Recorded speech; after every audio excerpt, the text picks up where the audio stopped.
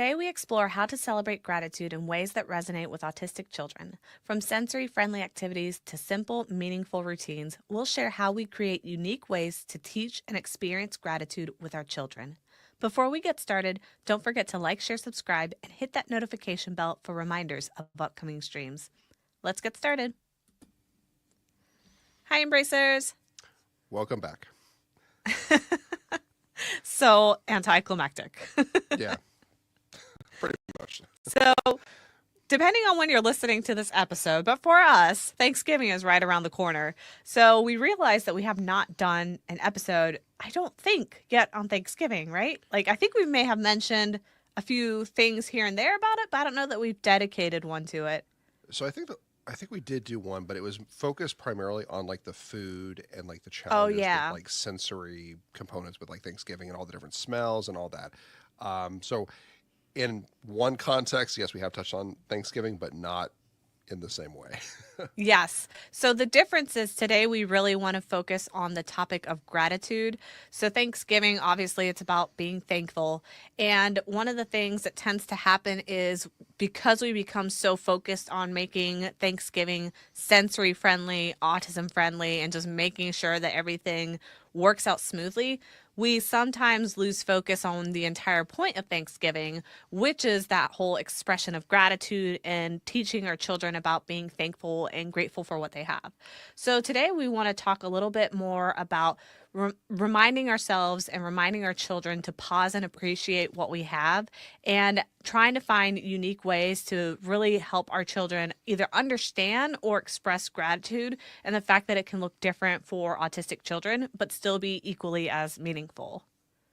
It's kind of funny, and I say funny ironically, in the context that the holiday is called Thanksgiving, but generally speaking, everyone always references like, oh, the food, making sure we have the shopping for like the great feast that we're going to have, make sure that everyone is all situated with that. So everything typically goes to follow the food.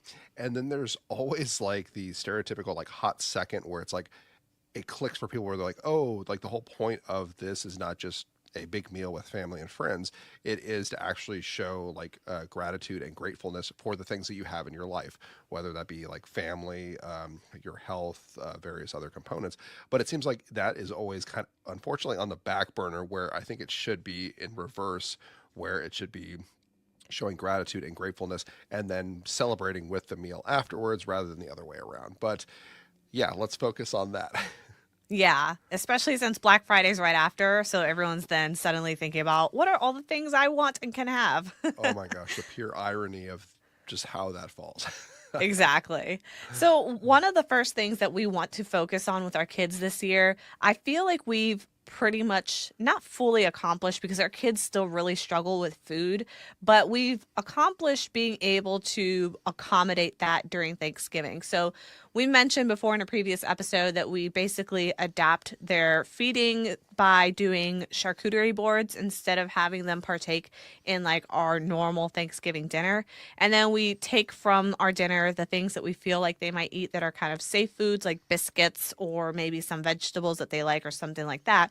But then we have absolutely no problem supplementing with like bagel bites or nuggets or whatever it is that they will eat. We just decorate it really pretty on like a little charcuterie board that they only use for Thanksgiving so that they feel special and it still feels feast like to them because they call Thanksgiving feast day.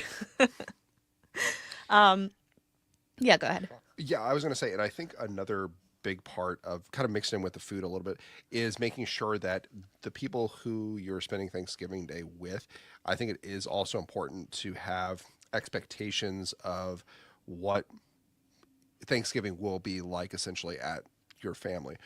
So a perfect example is like our kids, they have a very different diet than like a standard like family would during Thanksgiving. So if your family is very set on making a very specialized dish for Thanksgiving, they should probably keep in mind that if the kids do not partake in that, do not be offended, but there are other challenges that they are contending with. I mostly think of my mom actually made a dish that I never cared for as a child. I still won't eat it today. And she had made like a Your dish, poor and mom. well, it's called frog-eyed salad. Like yeah, I mean, there's no real frogs in it, but like anyway, No so real frog obvious, eyes in it. I would hope r- not. right, but like a kid, like the kids would not touch it, would not get close to it, and like Babe, I let's don't. be honest. You and I wouldn't touch it. Neither, no one touched it. It Right, wasn't but just them. my thing is like, as long as like expectations are already like in place, like this is not like them being ungrateful or like unthankful or unthankful for the food or like the company there, that it's nothing like disrespectful towards like them making that food. It's just there are other things at play with whether it be sensory components regarding that food. So that's my 2 cents on that. This is where me being autistic really comes into handy because I am a pretty good detector of whether or not they're going to like the food because if I won't eat it, I know they won't eat it and I'm super picky. But I know your mom's adapting to me. She's figuring me out a bit now. Yeah, that plain Jane hamburger, Yeah, make everything as making plain it as make. possible, basically. Yeah. So one of the things that we're really going to be focusing on this year because we have accomplished more the feeding part of things is really helping our children understand gratitude. So really focusing on teaching gratitude. And what this looks like for every parent is going to be different because it really depends on your child's understanding of language and understanding of these kind of bigger concepts that might be above their head. And so it could be age specific, it could be level specific, it could be language specific. There's so many variations to your specific situation that you really need to just adjust it to where you think your kid's level is. For us, we feel like this year they're 5.5, 6.5. At this point, we feel like their understanding is there, their language has come in. We do feel like they're at a place now where we can start having these conversations because they're now starting to kind of critically think. They take things very literally. And so there's still that struggle along with like pragmatics and things like that. So we have to be careful in how we express what gratitude and thankfulness is. But I do feel like we're at a place now where we can at least start that conversation with them. And I feel like this time around, we're going to be starting that basically this week and building it towards Thanksgiving. And I think there are like fun ways to actually get them like involved into like the idea of like getting them thinking about what they're actually thankful for. So I mean, one is to do like a craft for like Thanksgiving. So I think in the past we have done what, like a tree, we call it Like a like thankful the tree. thankfulness tree. Yeah. So it's basically like do like a cutout of like the bark of like a tree with like the tree branches, and then they basically, or they can put like pictures of things that they're thankful for, or they can like write in like whatever the word is as like a leaf or branch or whatever, and stick it on and kind of decorate the thankfulness tree. So it's like a fun activity to kind of get them thinking of like, what in my life am I thankful for? And then I mean, obviously we help them with this, like coming up with different ideas that they have kind of told us that they are like grateful for or that they enjoy having in their lives, and then we remind them of that, so then they can kind of be like, oh yeah, I do have a lot of things that I can be thankful for during Thanksgiving. So we kind of like set up like a fun like craft that they can do, or they can do it as a turkey, because some people eat turkey, The not our kids, feathers of but the turkey instead. yeah, so they can kind of Yeah. like decorate it like a turkey but be thankful with the feathers on there instead. Yeah. And one of the ways that you can adapt that, because that really, the way that we're doing it right now is more for a younger age just because of our kids. But if you have an older kid or a kid who maybe is like higher functioning or may have a more expansive vocabulary, you can do a similar thing with like a gratitude jar instead, where they can just write out what they're thankful for, maybe journal it on a piece of paper, and then everybody kind of cuts that strip out and puts it in that jar. And then you could take that jar during your Thanksgiving dinner and everyone takes a turn pulling one of those out and reading it out loud to the group. Or what my family traditionally did is when we sat down for dinner, we would each go around the table and simply mention things that we're grateful for. So that's like a tradition that I'm planning on starting with them. I feel like they might be at that spot. I know that they can definitely put those words together. I think the problem that we're really going to have is the cooperation because our oldest is still that kind of PDA profile, that pathological demand avoidance. And so I feel like if we ask her to do that, there's probably going to be pushback. So we're probably going to have to come up with like a clever gamified version in order to get her to actually want to participate. Yeah, I was gonna say, because if we're able to create like a routine for it, yeah, I think it's easier, like, because they kind of fall into like routine of like following, like, oh, we do this every year, every so often. But because it's so spaced out between Thanksgiving and Thanksgiving, and we don't typically go around the table talking about like what we're thankful for, I don't really think we can rely on like the like tradition s, because I'm not sure she would be able to recall the well, knowing her, she probably would be able Yeah, to. she probably could Um, script the whole thing. right. But my thing is like, because there's so much time spaced out, there isn't really like a routine that she might be able to recall from. But maybe I'm wrong, and if we start a like routine of that, she might be able to recall. But I definitely Yeah. think, like, obviously because they are younger, they would remember doing like the thankfulness tree. So maybe that can translate into kind of a older kid um, technique, if you Situation. call it that. Yeah, essentially. Yeah. I think also one of the things that we have kind of done or are planning to do more so this year is focusing on the lead up to Thanksgiving because, like you said, it's only once a year. And so to try to build that tradition all up within like a 24-hour window and have them understand what's happening probably doesn't work well. And so for us, it's more like planting that seed early in November of thankfulness and gratitude. So one of the things that we've done is like when they come home from school, asking them about like, oh, one good thing that happened at school today. And then at night when we do like our bedtime prayers, I always ask them to basically what's one thing that you're thankful for, like what do you want to thank God for example. But it just depends on your personal situation and your child and what they're capable of, just tailoring it to their specific needs and their specific abilities in order to create something that's really unique and special for them.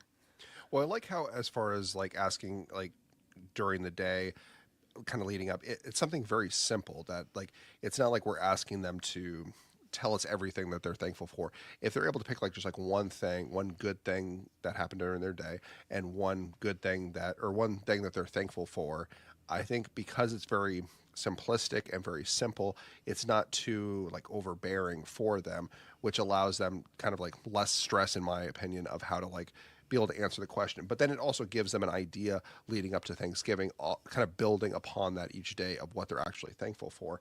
Um, but I also think giving like praise, like, so if they do tell us something good that happened or something that they are thankful for, we don't just write it off as kind of like, oh, okay, like that's good.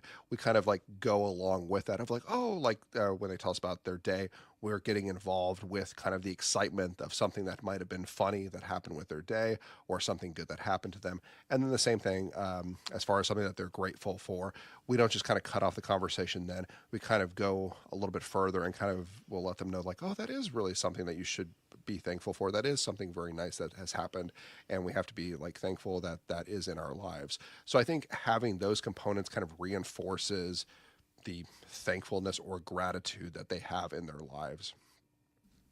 Yeah, and the other thing that we've learned a lot through like their therapies is basically the role playing or kind of modeling aspect of parenting. So we can also model gratefulness or model gratitude for our children.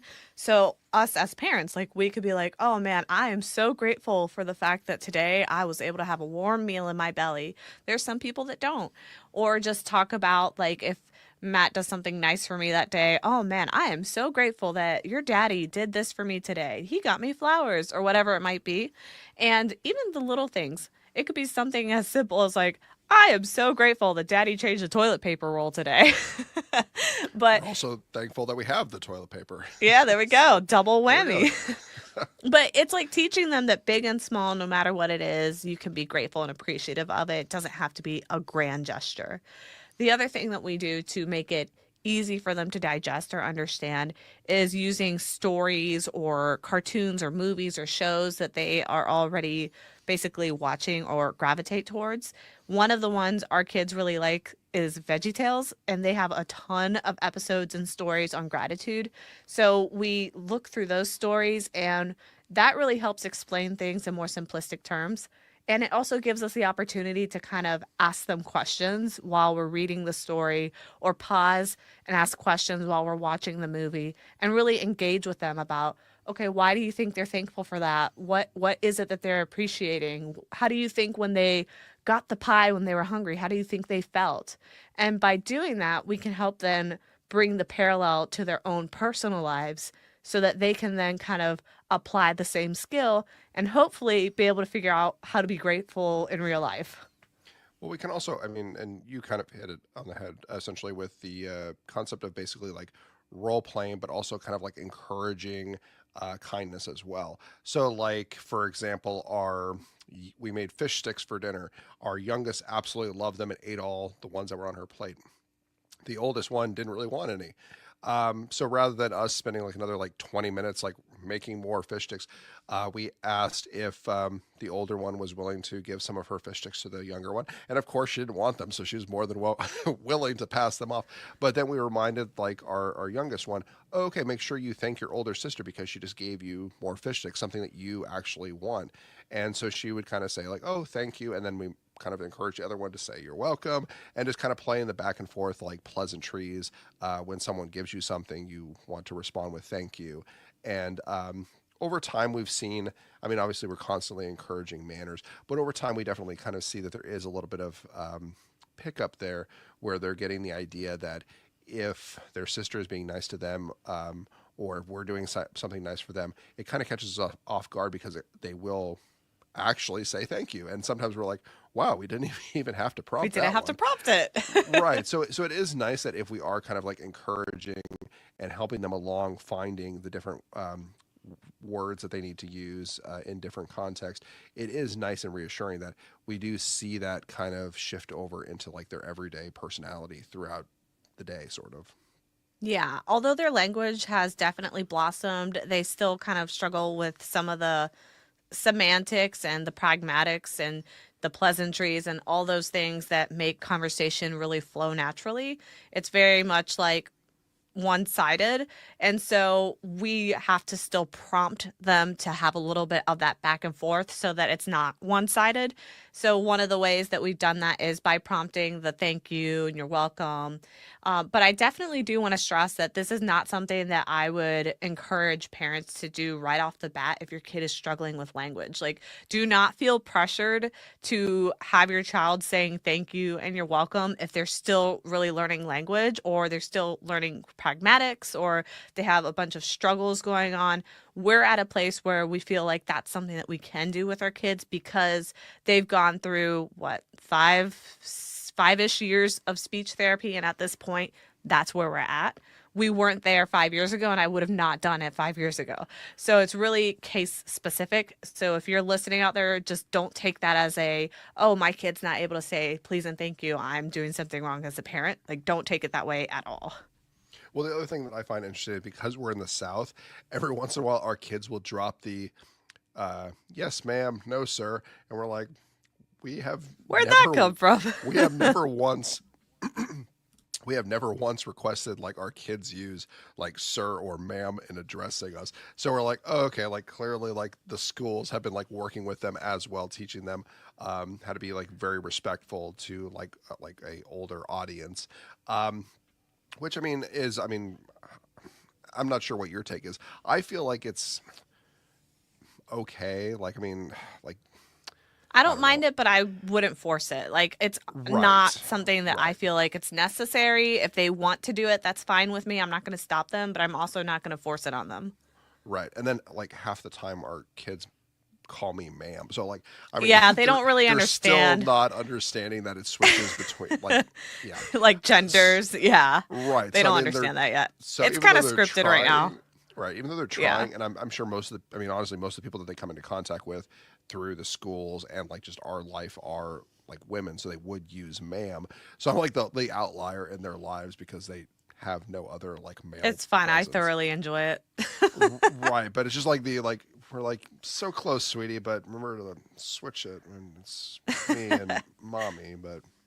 Yeah. But yeah, I guess that's But just like one like like I don't know, geographic or not geographic, but like cultural. regional.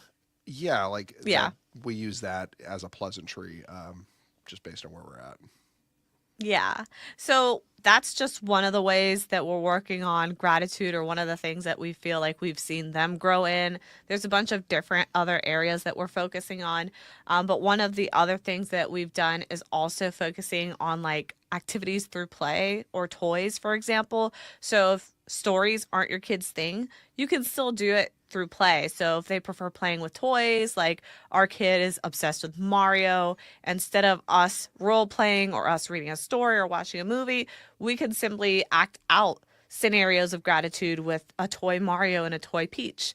Like Mario gives Peach some flowers and she shows how grateful she is for the flowers, and we kind of role play that out with the toys just to show them what gratitude is, and then have them try to recreate that in their play first, or maybe see if we can get them to apply that to real life situations where maybe we're like, oh, now your sister just gave you something. Remember what Mario did? What do you think you can do? So things like that to kind of prompt that thinking and get them in a like mental headspace where they can start to apply those skills to real life. Yeah, I think for me, I guess you would call it like celebrating like the little victories or the little wins essentially. So like I don't think everything is all going to come at once where they're going to be amazing at like gratitude or like showing thankfulness at, like everywhere.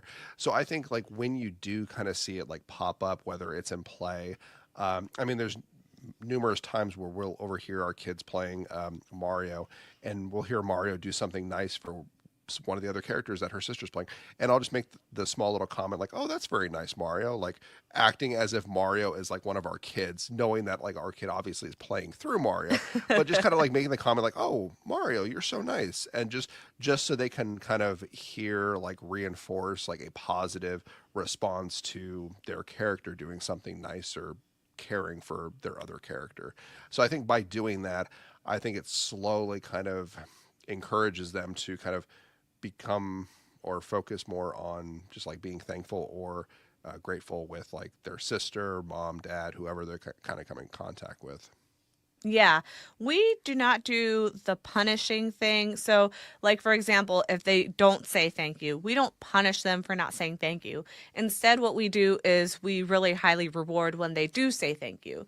So, we really like um, praise the action. And then when we praise the action, it kind of encourages it so that it happens again or they'll want to do it again rather than focusing on the negative, which could potentially discourage them or frustrate them further. The other thing is that we know that not all autistic children are like ours who are now verbal. I know that there's many autistic children who are nonverbal and cannot verbally express gratitude. But kids can still express gratitude in their own ways. Like a nonverbal kid might start flapping really happily if they get something that they really like. Maybe that kid is also obsessed with Mario, and hey, this uncle that came over for Thanksgiving was wearing a Mario shirt and he just gets really happy and excited. And that's something that I feel like doesn't need to be swept under the rug either. I think family needs to understand that not every kid can say thank you, not every kid can show gratitude in the way that neurotypical children can. That something like arm flapping or spinning or maybe even vocally stimming, we saw somebody today who was autistic and she was happy as a clam, vocally stimming like crazy. And I just had the biggest smile on my face because, like, her positivity really radiated. Like, she was vocally stimming so much, but you could see the joy in her face. And to me, I just feel like that's something that also needs to be embraced and not just the verbal gratitude. And our kids loved it too. So she was super excited and like kept asking people like how they were, and like our kids were loving it and they were so excited and they wanted to say, "I'm doing great, I'm doing great." And so they were like engaging with her, and so our kids were equally as excited to like engage back with her. So I kind of thought that was a neat moment as well. And but I'm not sure if I'm like you, if like our kids do like a drawing of like a flower or something, and they like give it to you, or they make something real quick as like a like craft, a drawing, or they do anything and they give it to you. I kind of see that as kind of a like thank you or appreciation, as like from a parent's standpoint, kind of saying like, "Oh, like my child actually took the time to draw a flower or draw, in our case, like a duck or a Mario or something that is special and unique to them. They're actually taking the time and energy and effort to put that on a piece of paper and give it to us because they see that it has value and they want to share that with us. I see that as a like great form of like gratitude and them kind of saying like, hey, like I made this for you, like because you have importance and or you are like caring towards me or something along those lines. So I kind of see like the little gifts that our kids like will draw for us. I see that as kind of like a another form of like thankfulness as well. It's also a great opportunity for us to teach them and show them gratitude. So if they give us any sort of gift, or whether that's drawing or a song they sing to us or whatever it may be, it's a perfect moment for you as the parent to really encourage gratitude by showing it. So show how grateful and appreciative you are. Like, oh my gosh, look how gorgeous this drawing is. I love the ducks. Oh, is that one wearing a hat? I love hats. So just really going all out and making your child feel really appreciated for that act that they did, because that also shows your gratitude, and they're more likely to then pay that forward. And I've seen this. I've seen this with our girls, and it's the most adorable thing I've seen when they greatly exaggerate their appreciation to each other. It is the funniest, cutest thing. So if one of them does something for the other, which they're siblings, they fight a lot. So this is special when it happens, and they really love it. Like, "Oh, I just found a duck. Look, here's a duck," because she knows her sister loves ducks. Then the other one will be like, "Oh, that's so sweet." And it's just so funny because it's just like the words coming out of her mouth sound so mature for her age, but it's because she's scripting us. She's scripting what we say when they come to us with things. And I mean, sometimes it can be like quite funny and entertaining. So the one thing that I just thought of was when we were potty training our kids, and we were super like complimenting and saying like, "Oh, good job, you did it," and then they finally got potty trained, and then I went to use the restroom, and then as soon as I came out of the restroom, they congratulated me and told me like, "Daddy, you did it all by yourself. Good job," and I'm like, And "Thank they were you." clapping, and they're Yeah, like, they "We're were. so proud of you." Yeah, and I was like, "Thank you. Like, where have you been all my life?" Like this little like 3-year-old congratulating me to use like the restroom, and I was like, "Okay, I thank you're Yeah. welcome. Like, thank you. That's awesome." Like, so Yeah. but it's just kind of interesting, like how they do play kind of back and forth. Like they'll see us do something, and then they think that they also will do it to us. So sometimes it's kind of like funny because like a little 3-year-old saying congratulations and congratulating a parent for going to the restroom. But yeah, I mean, I still see that as a positive that they are actually kind of digesting and kind of experiencing a gratitude or thankfulness towards one another. So, yeah, I mean, it's a very like positive experience when you actually kind of see it falling into practice. Yeah, and initially it's just scripting. Like initially when they first did all that, it was just scripting us. It was just copying us. You could tell that they didn't understand what they were doing or saying. It took a couple years, but now they truly do understand it. Now they've seen it enough and they've put two and two together. So now they know that they are expressing gratitude and what that means. So sometimes it just takes time, but over time they were able to actually understand that. So now we can do it and they can do it, and we're all expressing gratitude. I have But noticed. Oh, sorry, go ahead. no, go ahead. I was gonna say I have noticed I'm not getting as many congratulations when I do use the restroom though. So They're that like has kind over of it. It's like, ah, he yeah, does they're this like, all the oh my time. gosh, like you're always in there. So Yeah. But one other thing that I want to say before we close here is I think this Thanksgiving, I've also wanted to kind of focus on our version of gratitude as parents. I think for us, we are now getting at a point where our kids are finally really making significant progress.